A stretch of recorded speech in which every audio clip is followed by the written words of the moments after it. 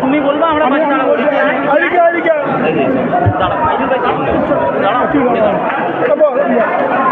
আজকের বসিরহাট জেলা তৃণমূল কংগ্রেসের ছাত্র পরিষদের উদ্যোগে এই প্রচণ্ড বৃষ্টির মধ্য দিয়েও এত মানুষের সমাগম 21 জেলার উপস্থিত, কী বলবেন বাংলা মানুষের উদ্দেশ্যে? প্রথম কথা হচ্ছে এটা রেনি সিজন, এখন তো বর্ষাকাল, প্রথম কথা বর্ষাকাল। দ্বিতীয় কথা হচ্ছে মিটিংটা হচ্ছে মমতা বন্দ্যোপাধ্যায়ের তৃণমূল কংগ্রেসের মিটিং। তো তৃণমূল কংগ্রেস যারা করে তারা বৃষ্টি তাদের কাছে কোনো বিষয় না। দল কি বলছে, দল কোথায় ডাকছে সেখানে যেতে হবে, এটাই হচ্ছে তাদের কাছে বিষয়। তাই আজকে তৃণমূল যুব এবং তৃণমূল ছাত্রের তাদের যে আহ্বান, সেই আহ্বানে আজকে আমাদের এই হল ভর্তি হয়ে গেছে, কানায় কানায় পূর্ণ।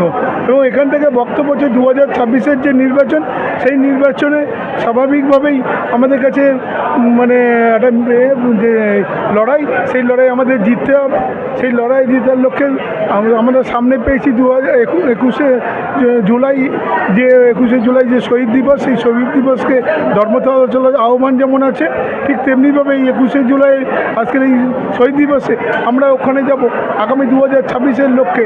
মমতা বন্দ্যোপাধ্যায় তিনি কী আমাদের উপদেশ দেন, কী নির্দেশ দেন, এবং আমাদের অভিষেক বন্দ্যোপাধ্যায়, সাংসদ অভিষেক বন্দ্যোপাধ্যায় কী নির্দেশ দেন, সেইগুলো শুনে এসে আমরা গ্রাম বাংলায় মানুষের কাছে যাব 2026-এ মমতা বন্দ্যোপাধ্যায়কে মুখ্যমন্ত্রী হিসেবে দেখার জন্যে যে বার্তা পৌঁছে দিতে হবে, সেই বার্তা আমরা পৌঁছিয়ে দেবো।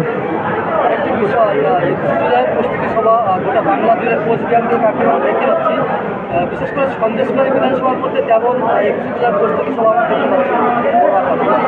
আপনারা সন্দেশখালী কীভাবে দেখছেন আমার জানা নেই। আমরা ইতিমধ্যে সন্দেশখালীতে মিটিং করছি, মানুষের সাথে কথা বলছি, সেখানে মানুষের ঢল নেমেছে রাস্তায় 21শে জুলাইকে সার্থক করার জন্য। তারাও নিজেরাও প্রতি বুথে বুথে তারা মিটিং করছে। আমাদের কাছে এই খবরই আছে, আমরা নিজেরাও করছি।